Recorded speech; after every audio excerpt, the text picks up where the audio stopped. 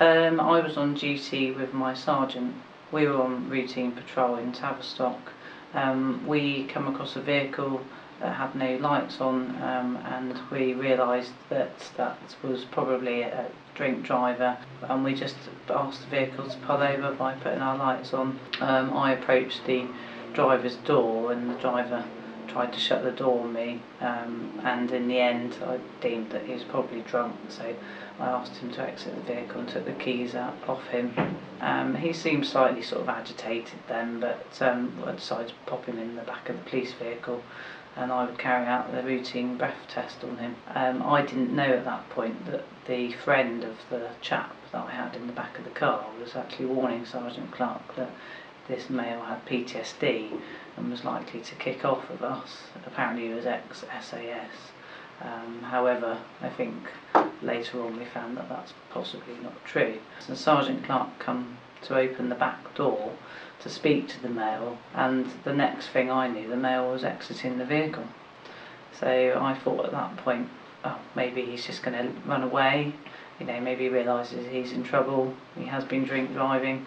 So I got out of the police car, and everything's a bit of a blur from there really, I think, through the trauma of everything that happened to me, and the stress of the whole incident. But I remember going to help Sergeant Clark. He was being assaulted by the male, and the other male that was also in the other car was also with him, assaulting him. And the next thing I knew, my knee gave way, like I had a blow to the side of my leg. I ended up going to the floor, but in a slow motion, feeling at the time of that doesn't feel very good, and then looking at my leg and realising that it was actually out at a right angle, so my knee had just been completely dislocated and I was on the floor. So I went to sort of get up and actually couldn't stand, realised that my leg was was not good, and I thought, this isn't brilliant here, I'm going to ask for help. I can't go to help Sergeant Clark, who at this point was being assaulted by the two males. So I pressed my code 0 button, and the lady that was in the vehicle at some point has helped me up off the ground, and somehow I've managed to get over to Sergeant Clark, who was, at that point I didn't realise until later, was being actually held in a headlock by the male, and his nose was being tried to be pulled off his face, and his eyes were trying to be gouged out. I don't know how, but somehow I managed to spray the main offender in the face, and that managed to calm the situation down and stop him attacking Sergeant Clark. And at that point then, I really, everything's a bit of a blur, and I remember I think the girls helped me up off the floor, and I went and sat in the back of the police car so that I could keep an eye on the situation for Sergeant Clark, because at this point he had two men there. One was the offender, main offender, who'd been sprayed, and the other sort of co-offender was also sort of jiggling himself about, and it was just a really chaotic sort of situation. I ended up having a dislocated knee, which caused me to have a tear to my arterial cruciate ligament, a tear to my medial cruciate ligament, and also a very small tear on my cartilage.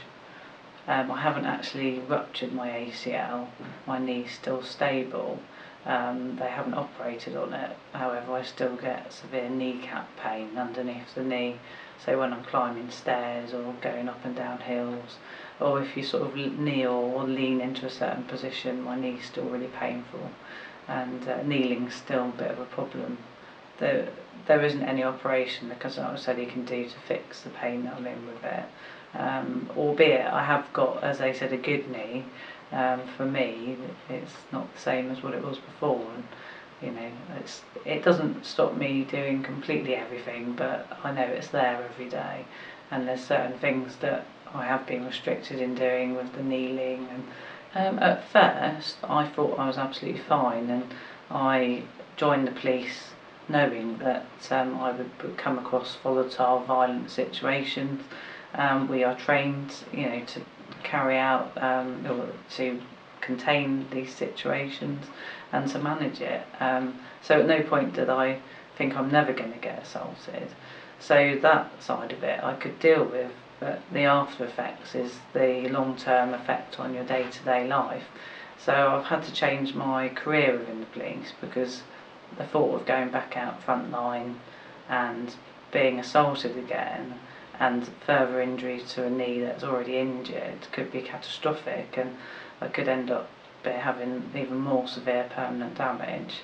And in terms of my home life, you know, I love walking, I love going across the malls, and I used to go out running across the malls, and it really impacted on that life, and being able to do my day-to-day things at home, you know, that I couldn't do, and my partner's had to support me at home. You know, he had to support me for like several weeks. I have been really upset about it, and you know, it wasn't the initial incident that affected me, it was the after, it was, you know, the 6 months or 9 months after, where I think you have your own sort of traumatic stress disorder where, you know, you think to yourself, well, this has had a massive impact for me now for the rest of my life. You know, I'm 40 years old now, and you know, where am I going to be in 20 years with this knee, and is that going to stop me doing all the things I would have done before?